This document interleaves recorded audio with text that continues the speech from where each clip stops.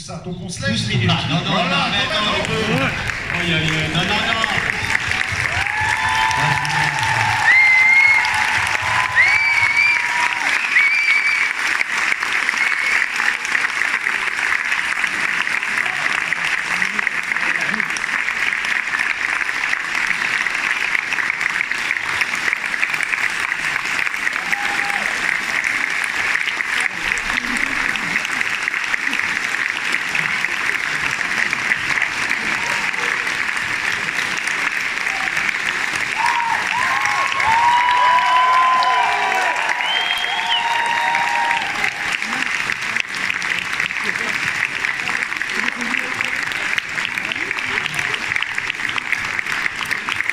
Merci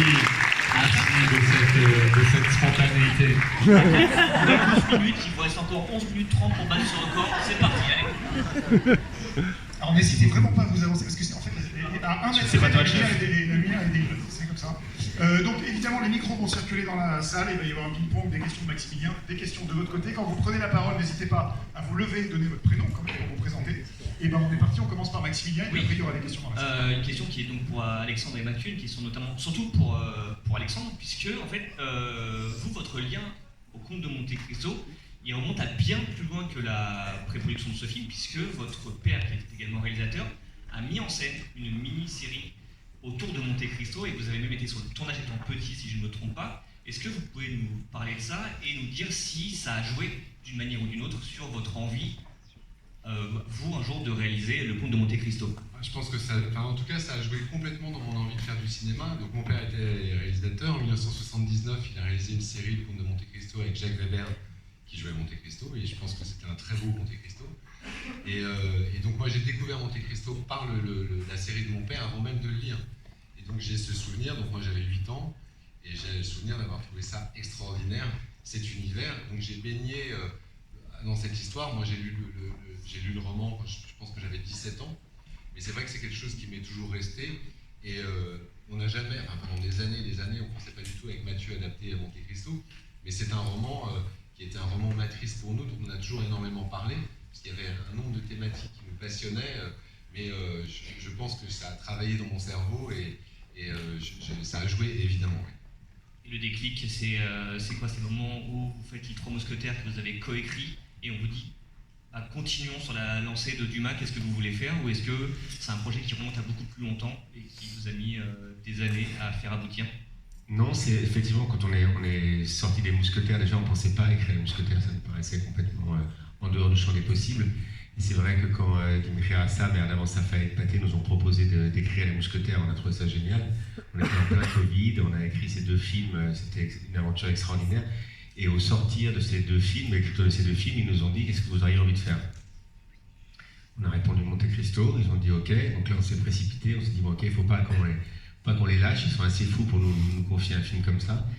Et dès le début, on a eu une idée assez claire de ce qu'on avait envie de faire. Mais par contre, on a dit à Pathé et à Dimitri, ça nous paraissait impossible de se lancer dans l'écriture si on n'avait pas l'autre Monte Cristo. On disait c'est un peu comme Cyrano de Bergerac, tu fais pas Cyrano de Bergerac si tu n'as pas Cyrano. Donc on a contacté Pierre, qu'on connaissait sans le connaître, et on l'a appelé, on l'a rencontré, on lui a dit voilà, est-ce que tu as envie d'être Monte Cristo? Et il se trouve que c'était un livre qui était important pour lui. Et on lui a raconté ce qu'on avait envie de faire, il a dit banco et c'était parti. Alors est-ce qu'on a une première question dans la salle? Une question là-bas. Ouais. Le bras s'est levé. En attendant, Pierre, pourquoi est-ce que c'était un roman aussi important pour toi, le Comte de Monte Cristo? Moi, c'est le premier livre que j'ai aimé lire. Donc voilà, jusqu'à mes 15-16 ans, je lisais un peu par punition scolaire. Et c'est la première fois que j'ai commencé à lire quelque chose en me disant voilà, j'aime bien, jusqu'à rallumer la lumière, vouloir connaître la suite, me dire ok, qu'est-ce que j'aurais fait, est-ce que je me serais vengé, qu'est-ce que je ferais si j'étais l'homme le plus riche du monde, et jusqu'où pourrait aller ma soif de justice. Et puis voilà, l'aventure évidemment à cet âge-là, quand même, le côté un peu Batman aussi de ce personnage qui prépare sa vengeance comme une mise en scène dans sa Batcave, sa Monte Cristo Cave, sa Dante's Cave. Je sais pas c'est Dante's Cave, allez, on s'en. En fait, c'était Tintin ou Monte Cristo, vous avez eu de la chance. Et du coup, voilà, enfin, c'est ce genre de rôle, j'osais même pas y rêver. C'est un personnage que j'admirais, que j'adorais, que je trouve qu'il a. C'est un peu comme les Pixar, quoi. Il a une profondeur à tout âge de la vie. C'est comme un questionnaire de Proust, quoi. Ça se réinvente, tu le revis très différemment, soit le film, soit le livre, soit, j'espère, le film. Mais donc je trouve qu'il y a plein de niveaux de lecture, et c'est pour ça que ça me plaisait beaucoup. Et j'étais ultra heureux de ce coup de fil dont je me rappellerai, je pense, toute ma vie. Et tu parles de Batman, donc c'est une bonne transition, puisqu'on a une question C'est d'un pour monsieur ça, avec ouais. une casquette C'est de pour Batman, ça que je c'est me suis parfait. permis. Ce n'était pas prévu du tout. Allez-y, posez votre question. Christian Bale est là ce soir également. Bonsoir, déjà merci beaucoup pour le film, très chouette film. J'avais une première question du coup pour Pierre Ninet. Je voulais savoir c'était quoi votre préparation pour ce rôle qui était assez intense, entre l'amaigrissement, les maquillages aussi, et les combats à l'épée ou au pistolet. Et est-ce que vous avez eu des conseils de vos amis comme François Civil par exemple? J'ai appelé François Civil quand j'ai commencé à faire du cheval, et je lui ai dit, je sais qu'il a fait beaucoup de cheval, il a fait de la voltige et tout pour le film, et c'était très impressionnant, et je sais que quand François se lance dans quelque chose, il y va à fond. Donc je l'ai appelé, je lui ai dit est-ce que tu peux me donner 2-3 tips sur le cheval s'il te plaît, et il m'a rappelé dans la journée en me disant non, j'ai rien à te dire. Ça c'était la fin de notre échange sur la prépa, sur le côté aide des amis. Il m'a dit franchement je sais pas quoi te conseiller, non, juste va en faire, fais-en plein. Donc voilà, c'était quand même son seul conseil, qui était assez naze, mais j'avais pas mieux on va dire. Et après ouais, de l'escrime, moi j'ai adoré ça. Il y avait, avec les cascadeurs pas mal, on a pu s'entraîner un petit peu à l'escrime un peu plus académique avec un champion olympique d'escrime aussi au début. Et puis après sur le reste, la préparation habituelle, j'allais dire, on fait les lectures, on se parle du personnage avec Matt et Alex, et puis après pour le reste, j'étais suivi par une nutritionniste pour essayer de se coller au plus possible en fonction des plannings au corps qu'on voulait pour Edmond Dantès, donc quand même assez fort dans la force de l'âge quand il est jeune marin, puis amoindri, affaibli après 15 ans de prison, et puis regagner, être sec mais quand même musclé pour la fin du film, parce que c'est quand même quelqu'un, je pense, qui s'entraîne et qui se maintient pour cette vengeance qui est devenue toute sa vie, qui est sa seule obsession. Donc voilà, je sais pas si ça répond à peu près à tout ça. Très bien, merci beaucoup. Alors, il y aura une question là-bas, donc le micro va circuler là-bas, et on a une question de Maximilien. Exactement, pour Vassili. Donc toi, tu n'avais pas quelqu'un de ta famille qui avait bossé sur Monte Cristo avant, ou comme Alexandre, on est bien d'accord? Non, alors c'était quoi ton rapport à Monte Cristo avant? Est-ce que c'était plutôt les films, les grands films romanesques de Café d'épée, ou est-ce que c'était des bouquins, ou un bouquin peut-être qu'au début tu t'es dit c'est un pavé, ça a l'air d'être pesant, et en fait comme Pierre t'as découvert quelque chose de formidable? Qu'est-ce que c'est plus moi c'est pareil que Pierre moi je l'ai lu à l'école, j'étais à l'école au Québec et on nous a forcé à lire Monte Cristo quand on avait 14 ans. Mais au début c'était vraiment, je pensais que j'allais passer la pire année de ma vie, et en fait c'était formidable quoi. C'est vraiment le premier livre que j'ai aimé. Et c'était vraiment l'âge où je commençais à me dire que je voulais faire du cinéma. Je ne sais pas si c'était comme acteur ou comme réalisateur, mais je me disais si un jour il y a une adaptation de Monte Cristo, il faut absolument que j'en fasse partie. Et évidemment, je pensais à Edmond Dantès.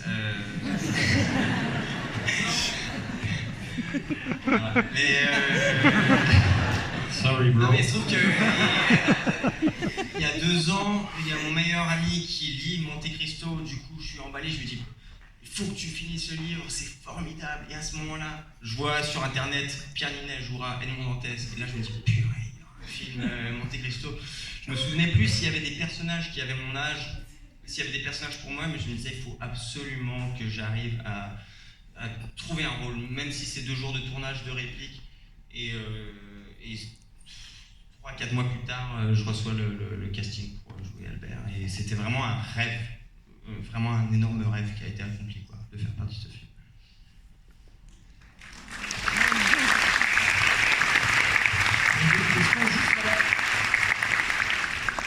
Bonsoir, moi c'est Hilaire. Ma question s'adresse aux acteurs. Alors, vous incarnez des personnages qui ont une quête et une nature qui leur est propre, mais chacun d'entre eux ont une nature également bien à eux.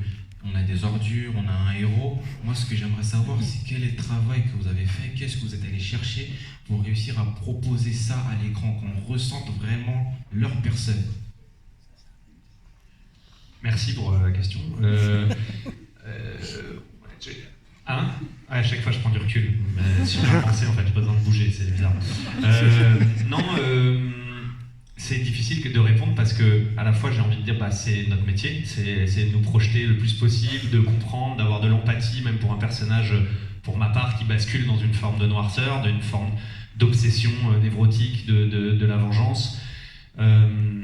Maintenant, je pense qu'on est tous plus ou moins névrosés, à différents degrés, et tous plus ou moins obsédés aussi par des choses dans la vie. Donc déjà, moi, ça me faisait quand même un point de contact avec quelqu'un qui, alors certes, j'ai pas vécu les 15 ans de cachot injustement et la même nutrition pendant 15 ans, mais néanmoins, je pense que du point de vue de l'obsession, j'arrive à comprendre, à m'imaginer, à me projeter. Après, je pense que le moteur du film, quand même, c'est vraiment l'injustice. On a tous connu des injustices plus ou moins grandes dans notre vie. Si on remonte déjà rien qu'au collège, au lycée, en primaire, ou avec des amis, des groupes de gens, on a au taf, dans tout ce truc-là de putain, c'est trop injuste, quoi. Et en fait, cette petite étincelle-là qui fait qu'on a envie de, à minima, une revanche, on va pas dire forcément une vengeance, enfin, je vous le souhaite pas, parce que ça prend du temps et que c'est quand même un poison assez terrible, la volonté, le désir de vengeance. Et donc pour moi c'était ça, quoi. Et puis moi ce qui m'a intéressé surtout c'était de me projeter dans l'évolution, c'est ça qui est passionnant pour le rôle de Monte Cristo et qui fait rêver les acteurs. Sorry bro. C'est l'idée de commencer dans cette innocence, de basculer dans cette injustice, cet enfermement, cet isolement, presque cette folie, cette souffrance mentale et physique qui va ensuite jusqu'à en fait, cette folie qui se transforme en quelque chose de l'ordre presque de la rage froide. Et enfin, tout ce parcours-là, on va dire, de cet homme à la fin qui veut se prendre pour Dieu et qui devient presque le diable, du coup, c'est passionnant. Et je ne saurais pas décortiquer comment je me projette dans chaque truc, mais on superpose les états, voilà, de ce jeune homme au début qui a tout pour lui et la grande désillusion qu'il va vivre.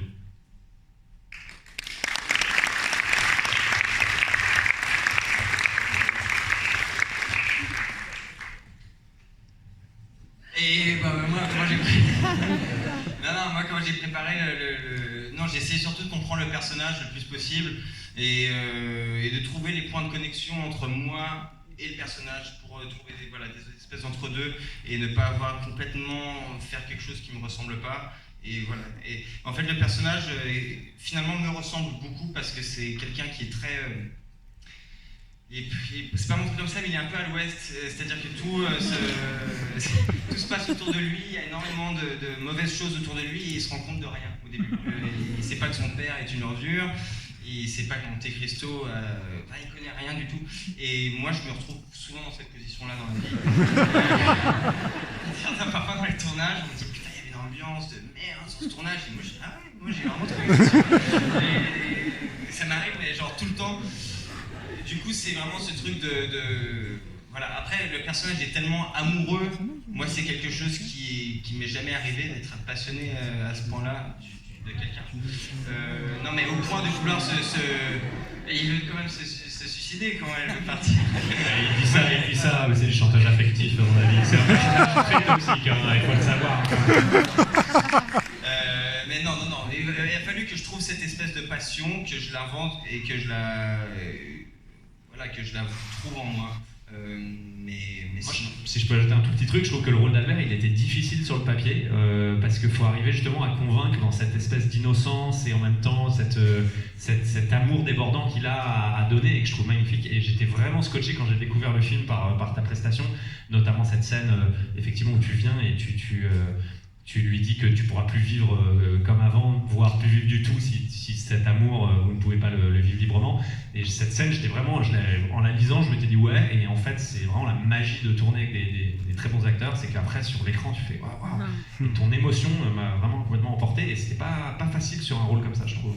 Mais c'est un rôle qu'on a eu pas mal de mal à trouver. On a fait beaucoup d'essais pour les jeunes.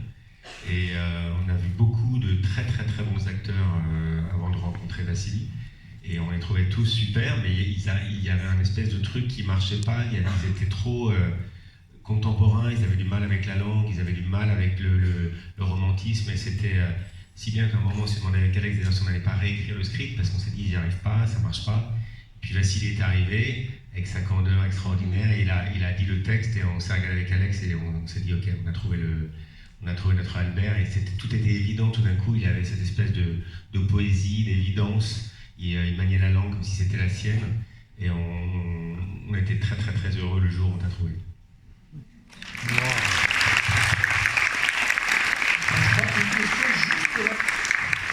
Bonsoir. Moi j'avais une question pour les réalisateurs au niveau de l'adaptation du roman. Il y a beaucoup de personnages qui ne sont pas là. Je pense à Madame de Saint-Méran, au fils Morel. Comment on fait pour adapter un roman? Quels sont, par exemple, le personnage de Haïdé, je l'ai trouvé beaucoup plus développé que dans le roman. Voilà. Si vous pouvez m'expliquer comment on trahit une œuvre en la réalisant. Non mais le choix des mots est incroyable. Non mais On est très bon en traîtrise. Donc on est des très bons traîtres, j'espère. Non, en fait, il y a quelque chose qui nous a beaucoup aidé. Bah, d'abord, on avait eu déjà toute l'expérience des Mousquetaires. Et ce qui nous a beaucoup aidé avec Monte Cristo, c'est un livre monstre, entre guillemets, c'est un chef-d'œuvre, mais c'est aussi un livre de 1400 pages. Donc 1400 pages remis en pages de scénario, c'est 2800 pages, et nous on savait qu'au max du max, on avait droit à 180 pages. Donc ça oblige à une forme de radicalité qui fait que de toute façon on avait choisi avec Mathieu de ne pas faire un condensé de l'œuvre. Nous, depuis le début, ce qu'on voulait faire, c'est essayer dans la mesure du possible de rendre avec le cinéma notre sensation de lecture, c'est-à-dire traverser les genres comme le roman le fait, passer de la romance au thriller par le biais en fait, de l'aventure et passer de la lumière à l'ombre. Une des premières conversations qu'on a eues avec Pierre, c'était de pousser aussi le personnage et d'aller loin. Donc on avait des lignes de force qui nous paraissaient assez évidentes et on avait décidé avec Mathieu dès le départ de raconter l'histoire du point de vue de Dantès et de continuer à faire vivre Dantès sous le masque de Monte Cristo, et donc de montrer l'envers du décor, le côté des répétitions, la mise en scène. Donc sur ces principes-là, après on a déterminé avec Mathieu un certain nombre de points qui nous paraissaient essentiels, et pour être dans notre subjectivité, ce qu'on pensait être fidèle à l'œuvre, et ce que Dumas veut raconter sur ce côté météorique du personnage, et le regard qu'il pose sur justement la vengeance, qui est un regard assez cruel là-dessus. Et à partir de ce moment-là, comme de toute façon l'œuvre elle ne bougera pas, elle est inattaquable, il y a eu des adaptations avant nous, il y en aura peut-être après nous, on verra. Mais donc on s'est senti assez libre de livrer notre version dans la mesure où nous, comme spectateurs, on est très cinéphiles, et c'est comme dans les mises en scène de théâtre, on aime quand les regards portés sur les œuvres sont très personnels. Donc de toute façon, et en faisant ça, on a évidemment fait sauter dans l'œuvre des choses qu'on adore, comme par exemple la partie italienne, après le Château d'If, qui est magnifique, un livre dans le livre, mais de toute façon, voilà, on avait décidé qu'on ferait un film, que ça serait, on voulait une expérience pour le spectateur, où on est tout le parcours du personnage, et donc on s'est lancé là-dedans et on a fait nos choix. La question de couper l'œuvre en deux comme les Trois Mousquetaires, c'est jamais posé. C'est vrai que de toute façon, le livre, lui, on tient en un seul bloc. Là où oui, parce qu'en fait, c'est la nature du livre. C'est-à-dire que quand on nous a proposé d'écrire sur les Mousquetaires, on s'est remis les mains dedans. Le livre est construit en deux parties. Il y a vraiment deux histoires. Il y a une histoire qui se termine, une autre qui repart. Et la deuxième partie est beaucoup plus sombre que la première. Donc c'est vraiment un roman qui se lit en miroir, la première partie de la deuxième partie. Monte Cristo n'est pas du tout construit comme ça. Et donc, nous, quand on a commencé à travailler sur les Mousquetaires, quand on a rencontré Pathé et Dimitri Assam, on leur a dit, nous, il paraît y avoir deux évidences par rapport au livre, c'est qu'il faut que ce soit en langue française et que ce soit en deux parties. Parce que la langue est très présente dans le livre, et Monte Cristo, ça nous a paru aussi une évidence qu'il fallait être dans une langue française, c'est pas une langue du 19e. Quand vous faites un film comme ça, on s'en fout de la reconstitution historique, on ne cherche pas à faire un film qui se passe exactement en 1815 ou en 1830, c'est d'être dans un 1815 et un 1830 fantasmé, dans une langue qui n'est pas la nôtre, mais qui est une langue inventée du 19e. Et donc ça nous paraissait intéressant de le travailler, et puis Monte Cristo, je pense où il faut le faire en série, où il faut le faire en un seul film. Tu peux pas bander l'arc de la vengeance et dire aux gens revenez dans 6 mois pour la flèche, c'est pas possible, il y a un moment c'est trop frustrant. Donc on savait dès le début que ça serait un film, on s'était fixé comme objectif 3 heures, ce qui est à la fois beaucoup et pas beaucoup pour tout ce qu'il y a à raconter. Et après, c'est ce que tu disais tout à l'heure, tu parlais de trahison, et tu as raison, tu ne peux pas adapter une œuvre sans la trahir. Donc la question, c'est comment tu la trahis, en fait. Si tu cherches à être trop fidèle, je pense que tu trahis, au fond. Et ce qui est assez agréable avec Dumas, c'est que c'est un auteur qui te libère, parce que lui-même était un pirate de lui-même. Il a accepté de son vivant des adaptations, des prequels, des sequels. Il trahissait l'histoire dans tous les sens. Donc on se dit, à un moment, si tu dois rendre hommage à un pirate, il faut le faire, faisons comme lui, en fait. Et donc on s'est senti très libre.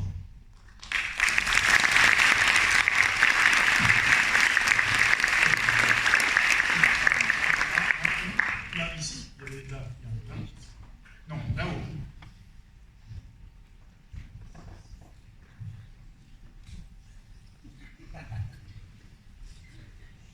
Bonjour, félicitations pour ce film qui est vraiment exceptionnel. J'ai une question pour vous, messieurs les réalisateurs, mais aussi les acteurs. Je voulais vous demander si vous avez l'impression d'être à l'avant-garde du blockbuster à la française, parce que les trois mousquetaires que vous avez écrits et puis ce film sont des films qu'on n'avait pas vraiment l'habitude de voir dans le cinéma français. C'est quelque chose qui nous provient plus du cinéma américain et même du cinéma britannique. Et donc je voulais savoir comment vous vous sentiez par rapport à ça. On sait que Jérôme Sédou chez Pathé essaye de lancer ça, que les films ont un gros budget. Est-ce que c'est quelque chose aussi qui vous tient à cœur de lancer ce mouvement? Merci beaucoup. Après, c'est compliqué, c'est-à-dire que je pense surtout moi j'ai le sentiment d'avoir eu énormément de chance avec Mathieu, de trouver, parce que la prise de risque, elle est énorme pour les producteurs. Donc c'est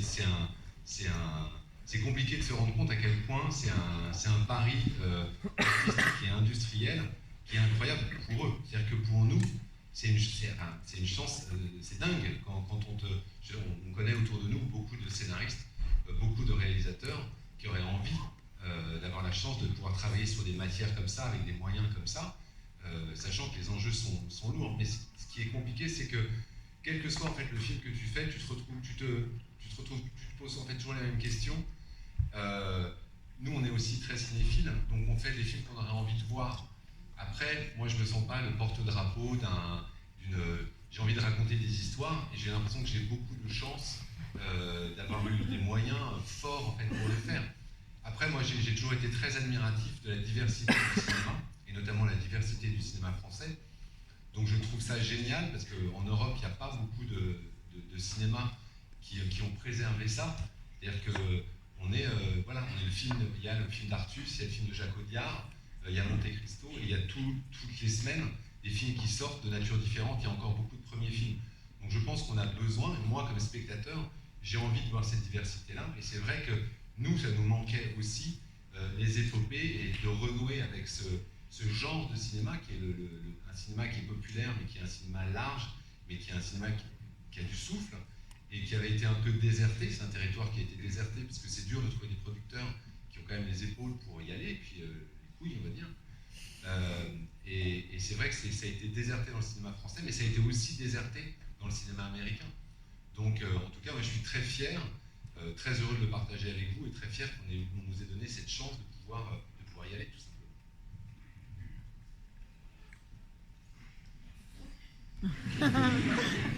Non mais avant de commencer le film, moi, effectivement, j'avais cette espèce de pression j'avais l'impression de rentrer dans un blockbuster, un film qui fera énormément d'entrées. C'était la première fois pour moi et du coup ça me faisait très peur. Après... Non, les entrées on les a pas faites du tout encore. Parce que comme tu m'as dit que tu étais un peu paumé, je voulais juste... Il n'est pas sorti le film encore. On l'a pas dit encore, on l'a pas dit. Pour le moment on peut se planter grave, hein. C'est à la portée de main ça aussi. Hein. Non mais il y avait eu les mousquetaires avant, et c'est vrai qu'on, de base, avant même le tournage, on partait de l'idée que c'est un film qui fera quand même des entrées. Et... Porter la poisse, hein. On va aller toucher du bois. C'est un jeu de plus que les films de Vassili avant. Peut-être. Mais on va prendre des risques. Non, tout ça pour dire que du coup, effectivement, avant de commencer le film, j'avais cette espèce de pression. Et ensuite, moi, le mot blockbuster, c'est pas un truc qui me plaît de base, parce que les blockbusters américains, en général, c'est pas les films que je vais voir du tout. J'ai l'impression que le mot blockbuster, enfin, je sais pas ce que ça veut dire exactement blockbuster, mais pour moi, ça veut dire vendre des entrées. Et c'est vraiment le but, c'est vendre des entrées. Il y a des blockbusters qui sont géniaux. Hein. Mais sûrement, mais c'est sûr. Mais moi, c'est moins mon truc, en général. Spider-Man. On essaie d'en dire pour moi. Jumanji. Mais du coup, j'ai pas du tout Il y en a que abordé. J'ai pas du tout abordé le film comme étant on fait un blockbuster, et puis on fait un film adapté d'une œuvre que je trouve géniale. Et je pense pas non plus que vous soyez mis dans la tête qu'on essaie de faire un film blockbuster en vendant des entrées. Maintenant, j'ai très envie d'en faire aussi. Là maintenant, oui. Hein. Tu me fais très peur. Hein. J'étais pas angoissé avant ce Q&A. J'étais horrible dès la sortie. Non, pardon, je peux ajouter un petit truc. Non, je suis d'accord avec toi sur le côté, nous on s'est jamais raconté que c'était un film en fait si différent d'un autre film. Évidemment, la chance c'est qu'on a des moyens pour raconter une aventure absolument dingue et qu'il en faut des moyens parce qu'une fois qu'on vous fait venir les gens en salle, vous n'avez pas payé, donc les gens qui pas les nantis comme vous, mais les gens qui payent, et ben, il faut qu'on leur promet quand même l'adaptation d'un roman qui a un souffle épique incroyable. Donc évidemment, de ce point de vue-là, il faut, moi je pense, être à la hauteur un minimum. Et après, il y a évidemment toute la partie plus psychologique et qui est le sel pour nous aussi de ce film-là, qui est quelque chose de plus noir, de plus tragique et tout ça. Mais moi, ma grande fierté avec ce genre de film, elle est double. La première, c'est de montrer qu'on a dans notre littérature des ressources incroyables, que parfois on oublie un peu. On fait des suites, on fait des remakes, voilà. Et là, la ressource de Dumas, qui est quand même un auteur à nous français, qui a créé un des premiers super-héros, dont ensuite Batman s'est inspiré avec Bruce Wayne, et qui est effectivement aussi ce milliardaire qui avance masqué, qui rend la justice lui-même, et on questionne la responsabilité qu'il a dans le fait de rendre la justice en dehors de la police, bon bref. Et en fait, déjà la fierté de ce matériau-là, quoi, de cette littérature française si belle, moi j'ai retrouvé vraiment les plaisirs que j'avais sur scène, à la Comédie Française, avec cette langue-là, avec ces grands enjeux, ces grandes émotions. Et puis le deuxième truc, c'est la possibilité de mettre sur grand écran le savoir-faire français vraiment déployé, qui se déploie dans une grande envergure. Je ne sais pas si vous y avez été sensible, mais moi quand j'ai vu le film la première fois, je trouve que les costumes qui sont sur mesure, qui viennent des quatre coins du monde, avec Thierry Delettre, qui est notre chef costumier, qui a fait un taf de malade. Moi j'avais des costumes réellement d'époque, des gilets qui avaient été portés en 1815. Enfin, c'est vraiment, pour nous, c'est vibrant pour les acteurs quoi, de jouer là-dedans. Les décors sublimissimes, que ce soit chez Monte Cristo, ou les criques en Méditerranée, où l'équipe a porté je ne sais pas combien de kilos de matos dans des milliers de marches d'escalier là, pour amener tout ça, pour qu'on puisse faire 3 prises de vue. Et puis le maquillage, qui a toujours pas de César, moi je trouve que ça serait bien, parce que quand on voit des films comme ça, on voit que c'est des vrais artistes quand même. Donc tout ça, moi je suis très fier de me dire, on a quand même une vitrine incroyable pour dire, finalement on n'a pas tant à envier que ça à Hollywood et aux Américains quand il s'agit de faire des films avec un grand souffle comme ça. D'ailleurs c'était un de nos grands plaisirs après Cannes, c'était de voir les critiques internationales qui disaient beaucoup, on aimerait bien revoir à Hollywood des films avec ce romanesque et cette ampleur-là, et pas que du Marvel, et pas que, voilà... leur problématique aussi un peu de supermarché. Est-ce que je vais finir sur supermarché? Je finis là-dessus. On va prendre une dernière question. Mademoiselle, dernière question, choisissez la bien. C'est ce qui me semble basculer toute la soirée Grosse en pression. un seul choix de mots. Allez, c'est parti, on essaie. Bonsoir, je m'appelle Paola Guyot et j'avais une question qui s'adressait à toute l'équipe du film. Après avoir travaillé 1 an sur la thématique de la vengeance traitée comme une gangrène, je voulais savoir quelle alternative vous proposiez lorsque une justice n'est pas faite. Oh.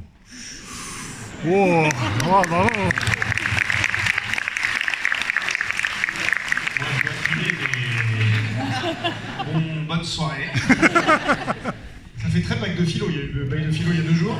On y a beaucoup réfléchi, on a beaucoup travaillé dessus, on a beaucoup vécu avec ça, et je pense que le regard de Dumas sur la vengeance est un regard très cruel, parce que je pense que ça crée des coquilles vides. Donc je suis, après avoir vécu avec Monte Cristo pendant 3 ans, plus favorable à la justice qu'à la vengeance en tout cas. Et j'espère que je ne serai pas confronté au fait de devoir la rendre moi-même, parce que je ferais bien mal. Mais c'est vrai aussi qu'on a essayé de trouver un entre-deux à la fin, c'est-à-dire qu'on est ni dans le pardon, en fait il ne pardonne pas à Fabrice. Donc c'est ni le pardon, ni la continuité de la vengeance, c'est au fond, c'est qu'il arrive à se libérer lui-même de son désir de vengeance. C'est-à-dire que ce n'est pas parce qu'il pense que de le tuer, ça ne servira à rien, mais en fait il arrive tout d'un coup à se rendre compte que cette vengeance est en train de le rendre comme les hommes qui cherchent à tuer. Mais je pense qu'au fond, c'est un sentiment qu'il a réussi à avoir parce qu'il a commencé à se venger. Je pense que ce qui est ultra dur, c'est de voir une injustice et de ne rien faire. Je pense que lui, il rentre dans un processus qui est en train de le manger, de le dévorer. Et quand il se rend compte qu'il va trop loin, qu'il a il est en fait, je pense qu'on a essayé de faire aussi, c'est de faire un grand film d'amour. C'est malgré tout le spectacle de l'amour de Haïdé et de Albert, le fait de revoir Mercedes. Il se rend compte que quand même, quelque part, il y a un autre homme en lui et qu'il cherche à se rapprocher de cet homme et donc il décide d'abandonner Monte Cristo pour être Dantès. Moi, j'ajouterais peut-être juste une dimension qui est réelle, c'est que la justice n'est absolument pas parfaite et qu'il y a des victimes aussi d'une justice défaillante, puisque par définition, c'est la justice des hommes et que les hommes ne sont pas parfaits. Donc la justice ne peut pas l'être non plus. Pour autant, aller prendre les armes d'une manière ou d'une autre pour se venger, plutôt que pour essayer de changer cette justice, du moins quand on a la chance d'être dans des pays en démocratie, et je vous invite à aller voter le CDU.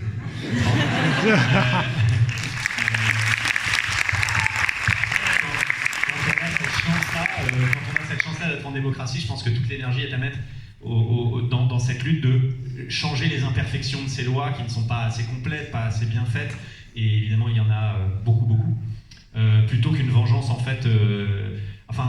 La vengeance ne peut pas vraiment se marier à l'idée même de démocratie, quoi. Donc en fait, il faut composer avec les imperfections et lutter contre ces imperfections, évidemment, mais la vengeance, c'est un poison malheureusement assez terrible, quoi. Il y a cette fameuse phrase de Mandela que moi j'avais lue pendant la préparation qui disait vouloir se venger de quelqu'un, c'est comme boire du poison soi-même en espérant que ce soit l'autre personne qui en meurt.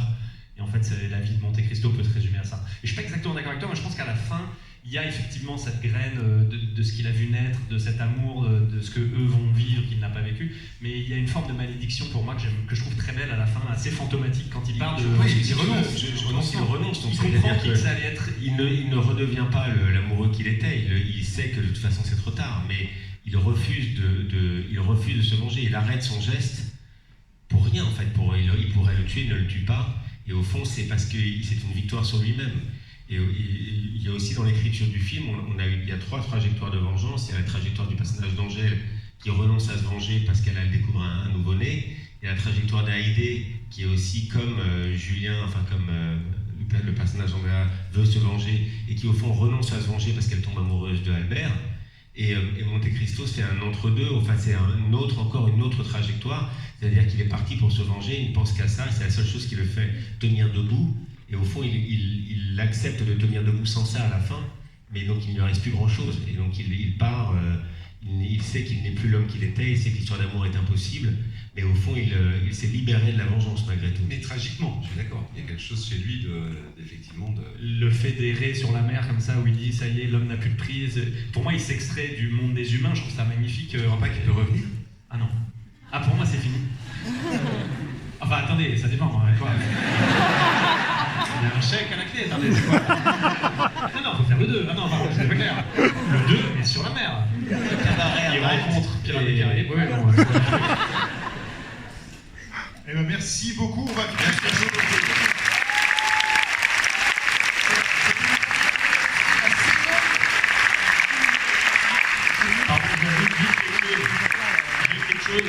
Encore une fois, vous le notiez, les blockbusters français, c'est finalement rare. Ça nous permet de mettre en valeur notre cinéma d'une manière aussi variée et différente que les films d'auteur, qu'on fait aussi et qu'on adore aussi. Mais si jamais vous avez aimé, n'hésitez pas à le dire aux gens autour de vous, à mettre une jolie note sur Allociné.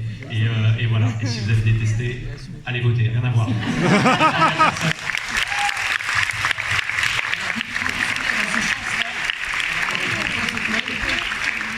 Et j'en profite pour rappeler que le film sort le vendredi et pas le mercredi et que vous pouvez profiter de la fête du cinéma pour le voir et le revoir.